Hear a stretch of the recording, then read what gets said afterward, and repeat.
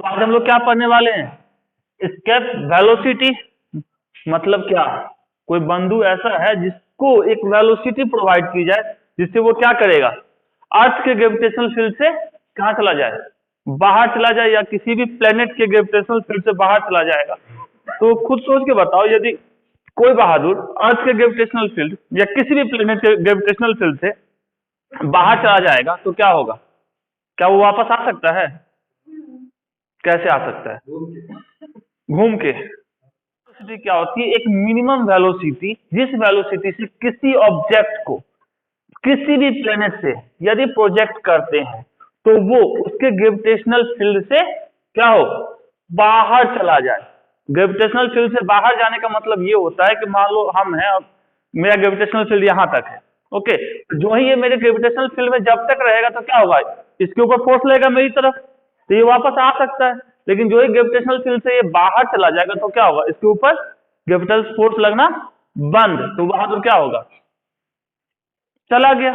होता है ना, भावना को समझ रहे हैं? तो इसके अब जैसे ये बहादुर अर्थ पर से गया, कौन सी वेलोसिटी से? एस्केप वेलोसिटी से, तो ये वापस अर्थ के ऊपर कभी नहीं आएगा। ऐसा इट क्या कहते हैं, it is a minimum velocity with which a body has to be projected, कहां, vertically upward from the surface of the earth.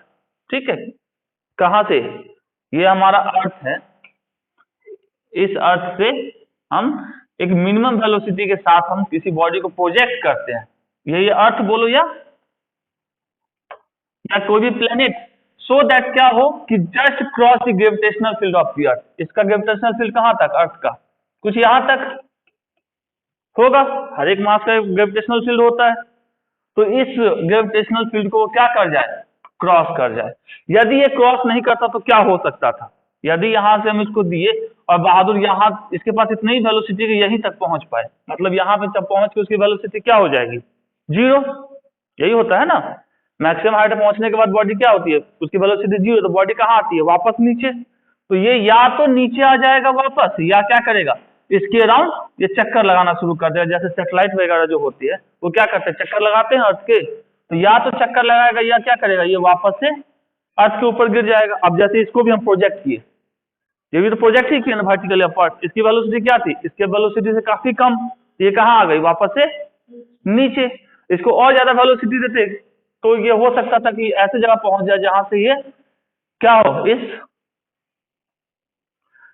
Circular orbit में घूमना शुरू कर जाए। तो जब अब हम ये चाहते हैं कि इसको क्या करना है, किसी भी ऑब्जेक्ट को कहां से, अर्थ सरफेस से हम क्या करें, ये हमारा अर्थ है, इस सरफेस से हमको कहां पहुंचाना है, जहां पे ग्रेविटेशनल फील्ड ना हो। तो ग्रेविटेशनल फील्ड कहां नहीं होता है, थ्योरेटिकली हमारा इनफाइनाइट पे नहीं होता है। तो हम दो तरीके से इसको निकालना चाहे तो निकाल सकते हैं। एक हमारा क्या चीज, ये इनफाइनाइट पे है, ये डिस्टेंस कितने पे है, आर पे है, तो इनफाइनाइट पे एनर्जी इसके पास कितनी होगी, जीरो होगी, क्योंकि बहादुर को इतनी ही वेलोसिटी देना है जिससे उसकी वेलोसिटी इनफाइनाइट तक पहुंचते पहुंचते क्या हो जाए, जीरो हो जाए। तो पहला हम ये तरीका अपना सकते हैं, कौन सा रूल लगा सकते हैं, कंजर्वेशन ऑफ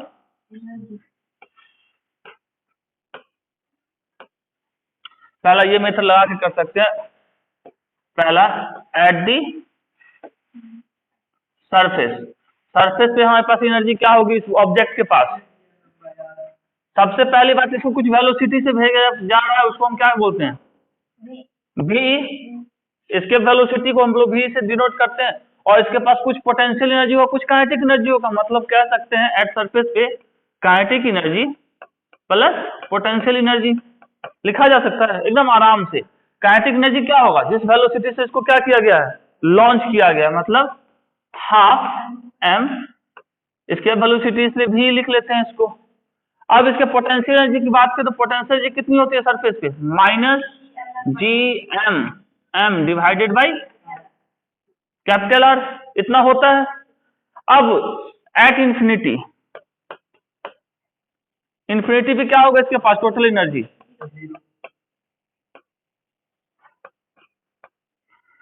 इंफिनिटी पे इसके पास टोटल एनर्जी क्या होगी, जीरो।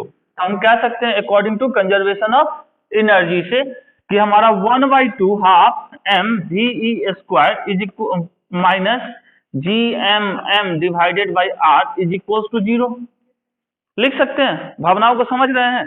तो यहां से यदि हम करें तो ये एम और ये एम साफ कर सकते हैं। तो V E square equals to क्या लिख सकते हैं? V E square equals to लिख सकते हैं कितना? 2 GM डिवाइडेड बाई आर। इतना लिख सकते हैं वी स्क्वायर बराबर, ये उस साइड जाएगा तो क्या होगा? पहले माइनस वाला राइट हैंड साइड गया तो प्लस, ये 2 से मल्टीप्लाई कर दिए, GM ऊपर से यहाँ बचा, तो हमारा यहां से वी इक्वल्स टू क्या हो जाएगा? इसके velocity equals to root under 2GM divided by R. यहां तक क्लियर है?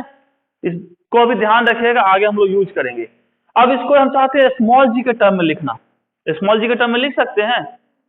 कैसे लिख सकते हैं? स्मॉल जी इक्वल्स टू क्या होता है? क्या होता है स्मॉल जी बराबर? GM बाई आर स्क्वायर लिख सकते हैं ना इतना। तो अब हमको इसको इस टर्म में लिखने के लिए क्या करना पड़ेगा?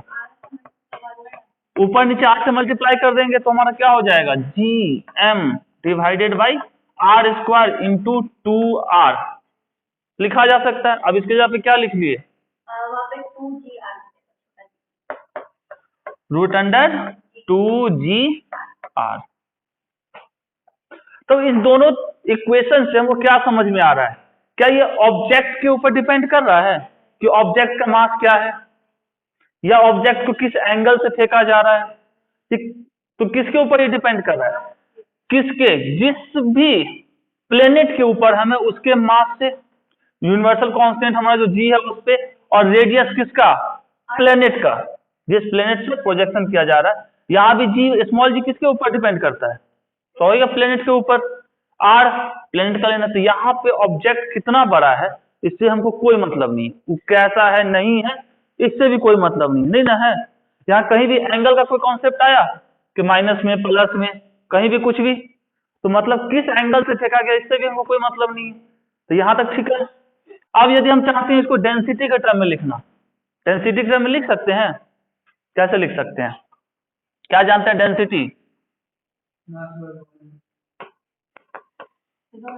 Mass by volume. तो मास इक्वल्स टू क्या हो जाएगा? अब वॉल्यूम क्या होगा इसका? 4/3 पाई आर क्यूब। इतना लिख सकते हैं? नहीं लिख सकते? लिख सकते हैं। Very good. तो इस वाले इक्वेशन में हम इसको डाल दे तो क्या होगा हमारा? इस वाले इक्वेशन में, चलो इक्वेशन इसको 1 मान लिए, इसको 2 मान लिए, तो इक्वेशन 1 में यदि हम पुट करेंगे इक्वेशन 1, तो इसमें डाल देंगे तो क्या होगा? वी इक्वल टू हो जाएगा root under 2G by R into कितना?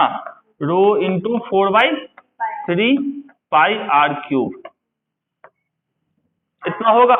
अब इसको सॉल्व करेंगे तो यहां से ये स्क्वायर बचा, यहां से तो ये बाहर आ सकता है, आर बाहर आ जाएगा, स्क्वायर अंदर तो आर बाहर, अंदर क्या बचा? 8/3 और क्या बचेगा? पाई जी रो। इतना बचेगा। तो ये किसके टर्म में हो गया? इक्वेशन नंबर 3 डेंसिटी के टर्म में, इक्वेशन नंबर 2 स्मॉल जी के टर्म में, इक्वेशन नंबर 1 कैपिटल जी के टर्म में। क्लियर है? तो यदि एक निकल गया दूसरा तीसरा सब निकाल सकते हैं। तो इसमें कहीं भी दिख रहा है कोई ऑब्जेक्ट के ऊपर डिपेंड कर रहा है किसको हमने फेंका था? इसका मास जो स्मॉल m था उसका तो कहीं नामो निशान नहीं है किसी में भी। रॉकेट तो सब में एक ही है ना। तो किसी में तेजी से जा रहा है, किसी में क्या कर रहा है? स्लो जा रहा है। तो क्या सकते हैं हम लोग? सबको नीचे ही रहने दो। चलिए एक होता तो चला भी गया। ओके। तो क्या कर, इसके वेलोसिटी किससे इंडिपेंडेंट होता है? किससे इंडिपेंडेंट होता है? अपने जो ऑब्जेक्ट है उससे, मतलब जो रॉकेट जा रहा है उसके मास से क्या है? ये इंडिपेंडेंट है। तो कह सकते हैं इंडिपेंडेंट किससे? मास से और डायरेक्शन ऑफ प्रोजेक्शन। कहीं भी थीटा का बात नहीं हुआ है तो मतलब डायरेक्शन से क्या है? वो इंडिपेंडेंट है। दूसरा चीज, इसके वेलोसिटी किसके ऊपर डिपेंड करता है? रेफरेंस बॉडी, मतलब किस बॉडी के ऊपर से हमको क्या करना है? लॉन्च करना है। इसकी वेलोसिटी अलग, यहां भी देख सकते हो सबकी वेलोसिटी कितनी? इसकी अलग है, इसकी अलग है, सबकी अलग अलग है। तो डिपेंड किसके ऊपर करता है? सिर्फ इस बॉडी के ऊपर डिपेंड करेगा, लेकिन इसके मास के ऊपर, स्मॉल मास के ऊपर डिपेंड नहीं करेगा, लेकिन कैपिटल मास के ऊपर डिपेंड करेगा। ये दोनों पॉइंट क्लियर है? Escape velocity for the earth. अब अर्थ के लिए हमको स्केप वेलोसिटी मतलब अर्थ पे किस वेलोसिटी के साथ किसी बहादुर को फेंका जाए, कहाँ? ऊपर की तरफ, कि वो वापस अर्थ पे नहीं आए। ऐसा हो सकता है ना? फेंकेंगे ना तब तो जाएगा बाहर। तो हम अर्थ के बारे में क्या जानते हैं? अभी जस्ट हम निकाले थे Ve की वैल्यू जी के टर्म में, याद है कुछ? रूट अंडर 2 स्मॉल जी के टर्म में 2G/r, ये निकाले अभी जस्ट निकाले हैं। अब हमको अर्थ के रिस्पेक्ट में स्मॉल जी की वैल्यू पता है कितनी है? 9.8 है। आर की वैल्यू कितनी होती है? होती है 2, तो 2 है। तो Ve की वैल्यू जब निकालेंगे तो क्या करेंगे? 2 into 9.8 into 6400 into 10 to the power 3।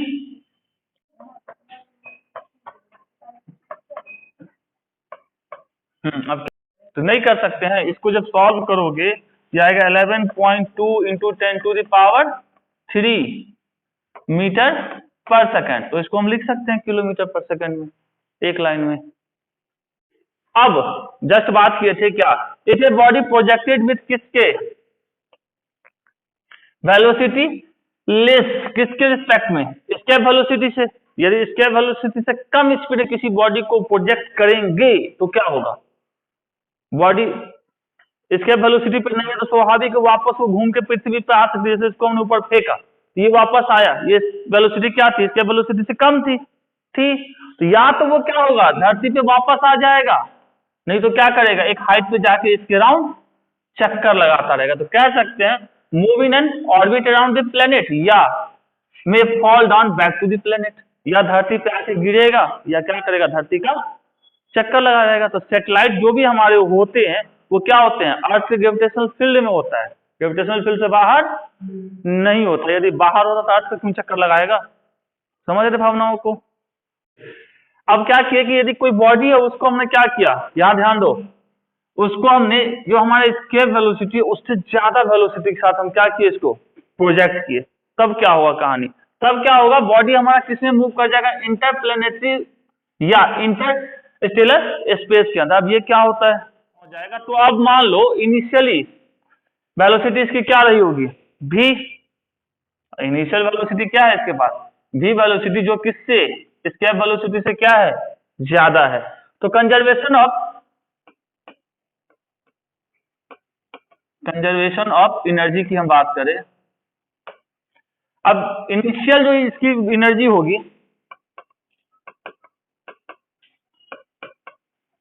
वही इसकी क्या होगी? फाइनल एनर्जी होगी।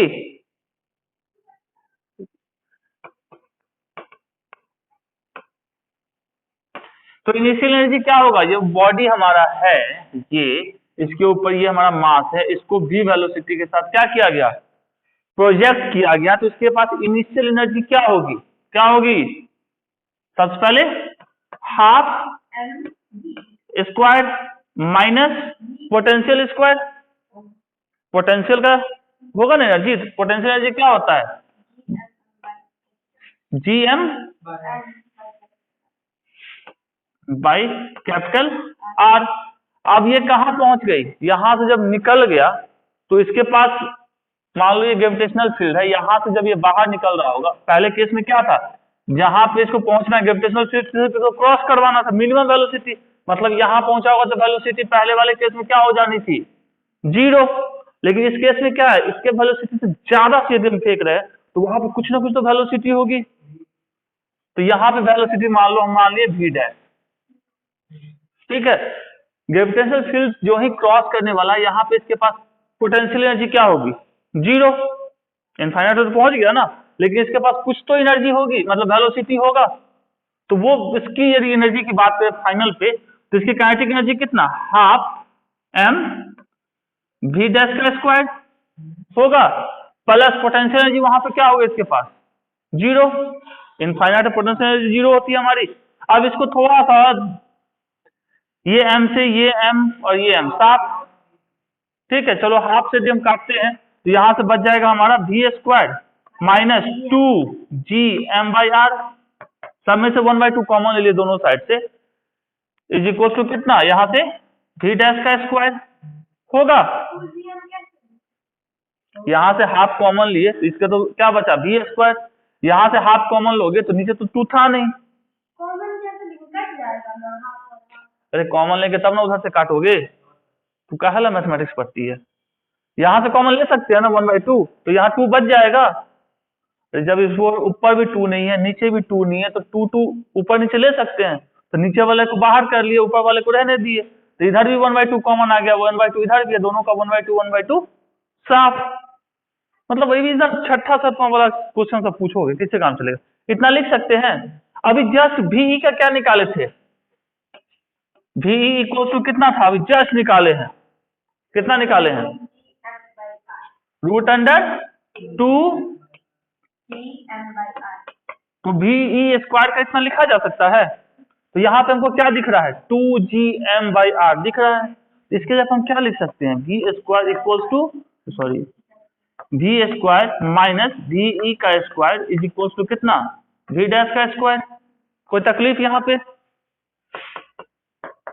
अब इसको और आगे लिखना चाहें तो क्या लिखेंगे, हमको यही चाहिए ना, किस वेलोसिटी से बाहर गया, तो v डैश इक्वल्स टू कितना हो जाएगा, √v का स्क्वायर माइनस VE का स्क्वायर। तो जिस वेलोसिटी से ये ग्रेविटेशनल फील्ड को पार करेगा वो वेलोसिटी क्या है, v डैश, और वो किसके बराबर हो गई, जिस वेलोसिटी से यहां से चला था उसका स्क्वायर माइनस होएगा। इसमें ऐसा कुछ है जो समझ में नहीं आया। अब कह रहा है maximum height attend bye a body, यदि किसी बॉडी को, कोई हमारा बॉडी है, कौन सा बॉडी, कौन सा बॉडी, डेड बॉडी को ही ना भेजते हैं अकॉर्डिंग टू झा जी, कोई बॉडी हमारा कैसा होता है, डेड बॉडी। इसको यदि हम v वेलोसिटी से फेंके, कहां पे, कहां पे, ऊपर वर्टिकल डाउनवर्ड, और ये जो हमारा v है वो क्या है, लेस देन है इसके इसके वेलोसिटी से, तो ये बॉडी कहां तक जाएगी, किस हाइट तक पहुंचेगी। तो वापस से हम क्या लगा लेते हैं, कंजर्वेशन ऑफ एनर्जी। तो क्या कह सकते हैं, इनिशियल जो हमारे पास एनर्जी होगा वही फाइनल एनर्जी होगा, यही ना होता है कंजर्वेशन ऑफ एनर्जी। तो इनिशियल एनर्जी बराबर कितना, फाइनल एनर्जी। जाजी कहेगी खाली इनिशियल फाइनल कर करके सबको खाली कॉपी भरते जा रहे हैं क्या। चलो मान लिया कि ये बहादुर यहां से चला और यहां तक पहुंचा, अब स्वाभाविक सी बात है v से कम है तो निकल तो जाएगा नहीं, कहां रहेगा, किसी हाइट पे जाएगा, ओके, या तो जमीन पे वापस आ जाए या उस ऑर्बिट में घूमता रहे। तो इस हाइट पे पहुंचा, इस हाइट को क्या मान लिए, h। अब ये बताओगे झाजी, जब सरफेस पे रहेगा और इसका रेडियस r है तो इसके पास कौन कौन सी एनर्जी होगी, kinetic energy plus potential energy. तो काइनेटिक एनर्जी कितना, हाफ mv² होगा, पोटेंशियल एनर्जी कितना होगा सरफेस के ऊपर इसके पास, minus g divided by, surface पे यही होता था। अब चलते हैं इसके फाइनल डेस्टिनेशन पे, जहां जाना है मैक्सिमम हाइट। तो जब बंदू यहां पहुंचेगा तो इसके पास वेलोसिटी क्या होगी, इसको तो लास्ट में पहुंचना है ना, मतलब मैक्सिमम हाइट, मतलब उससे ऊपर नहीं जा सकता है, जो मैक्सिमम हाइट होता है वहां वेलोसिटी कितनी होती है, इसको हम फेंकेंगे, जहां से रिटर्न मारा वहां पे वेलोसिटी क्या होगी, होगी ना, तो यहां वेलोसिटी क्या, 0 होगी, होगी या नहीं होगी, डाउट है, 0 प्लस इसके पास यहां पे पोटेंशियल एनर्जी क्या होगी, जैसे यहां r पे था उतना ही वहां पे कितना होगा, minus gm m divided by r plus h। लिख सकते हैं, पक्की बात है। चलिए अब लिख सकते हैं तो और हम लिख लेते हैं, क्या काटना चाहेंगे, कुछ तो कटेगा, ये m, ये m और ये m, साफ। इधर से क्या बचा, वी स्क्वायर बाई 2 माइनस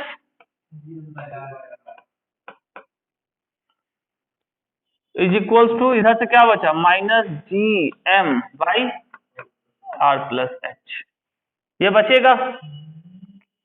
कि जब हम क्या लिख सकते हैं, इसके जगह पे क्या लिख सकते हैं, 2 G M by R into 1/2, कोई तकलीफ इसको लिखने में, minus G M by R plus H. इसको यदि हम 1/2 दोनों साइड से कॉमन लेंगे तो क्या बचेगा, यहां से वी स्क्वायर, यहां से वी का स्क्वायर, और यहां से क्या बचेगा, यदि दोनों साइड से राइट और लेफ्ट से यदि 1/2 कॉमन लेंगे, इधर से 2 बचेगा इसके साथ, इसको लिखा जा सकता है minus 2 G M divided by R plus H. दोनों साइड से 1/2 कॉमन लोगे तो इतना बचे, लिख सकते हैं ना। अब क्या करेंगे, कुछ नहीं करेंगे, अब इसको सिंप्लीफाई करेंगे, क्या लिख सकते हैं, R plus H is equal to कितना, चलो माइनस को हटाने के लिए बाद में काम करते हैं, minus 2 G M divided by V square minus V का स्क्वायर, और इसको माइनस का साइन हटाएंगे तो क्या करेंगे, 2 G M divided by V का स्क्वायर माइनस वी स्क्वायर, इतना भी लिख सकते हैं, चलो हम ही लिख लेते हैं, एच इक्वल्स टू, तुम लोग इतना सुस्ता जाता है ना तुरंत में, वी का square minus V square plus, sorry minus R, ताकि लिखो जा, माइनस आर,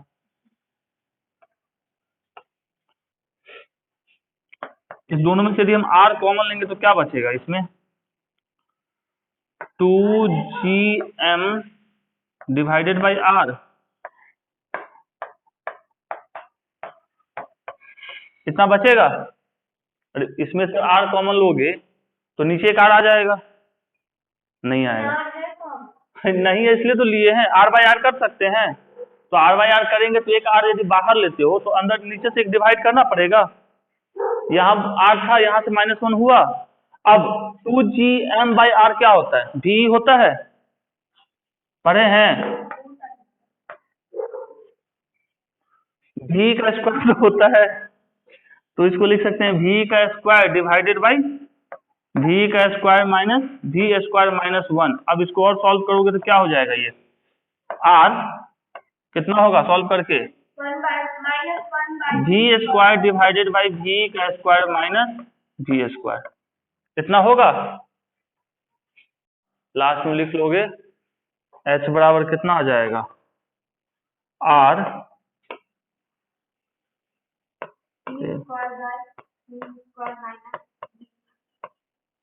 इतना लास्ट में लिखे डब्बा में कर लेना, हमको जगह नहीं दिख रहा है कहीं बोर्ड पे। अब हमारा क्या है, स्केप एनर्जी, आराम से समझो, एकदम छोटा सा चीज है, सेकेंड लास्ट टॉपिक है, ओके। तो एनर्जी टू बी गिवन किसको, to a stationary object on a surface of the earth so that its total energy become 0 is called escape energy. ये क्या मतलब हुआ भाई, ये बहादुर है हमारे पास, इसके ऊपर एक कोई बॉडी है, इसको इतनी एनर्जी दी जाए, ठीक है, कि इसकी एनर्जी क्या हो जाए, 0 हो जाए। ये कौन सा कॉन्सेप्ट है, समझ में आया, अरे मेरे लाल, जब ये यहां पे होगा रेडियस आर पे, तो इसके पास एनर्जी क्या होगी, एनर्जी कितनी होगी इसके पास, माइनस जी एम आर, ये एनर्जी होगी। तो इसको कितनी एनर्जी दी जाए कि ये 0 हो जाए, तो भैया इतनी ही एनर्जी इसको पॉजिटिव में दे दोगे तो ये क्या हो जाएगा, अब समझ में आया, आया। तो मतलब क्या है, तो इसके एनर्जी क्या हो गई, सिंपल सा, E इक्वल्स टू कितना, G M divided by R, इतनी एनर्जी इसको दे दोगे तो इसकी एनर्जी 0 हो जाएगी। escape velocity 11 किलोमीटर पर the satellite is launched at the angle 60 with the vertical। अभी जस्ट हम इतना समझाए थे, सैटेलाइट के ना मास पे डिपेंड करता है ना उसके प्रोजेक्शन एंगल पे डिपेंड करता है, किसी पे डिपेंड नहीं करता है। तो हमारा क्या होता है, escape velocity इक्वल टू कितना, रूट अंडर 2g/r। इसमें कहाँ है एंगल, ये किस पे डिपेंड कर रहा है, सिर्फ जिसके ऊपर से प्रोजेक्ट किया जा रहा है बॉडी, उसके मास पे, आर पे, उसके रेडियस पे। तो इसको बनाने की जरूरत थी।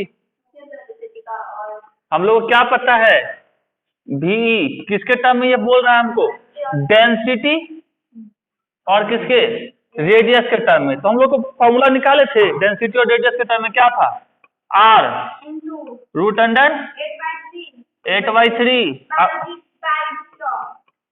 पाई जी, ये हमारा डेंसिटी था। तो यदि हम पहले वाले प्लेनेट की भी की बात करें तो चलो भी का तो हो गया ये, अब प्लेनेट की बात करें इसके बाद हम क्या करें, उसका रेडियस और डेंसिटी क्या है, 2 गुना है। तो इसको यदि हम कहते तो 2r ये हो जाता हमारा, सॉरी ये हमारा 8/3 का जस्ट 8/3, पाई का पाई, जी का जी, और डेंसिटी क्या हो जाता, होगा इतना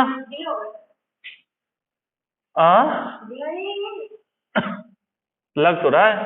तो हमको किसका पूछ रहा है, the ratio of the velocity, मतलब वी बाई वीपी। लिखेंगे आर का R root under 8/3 pi G rho divided by 2r root under 8/3 pi G 2 row.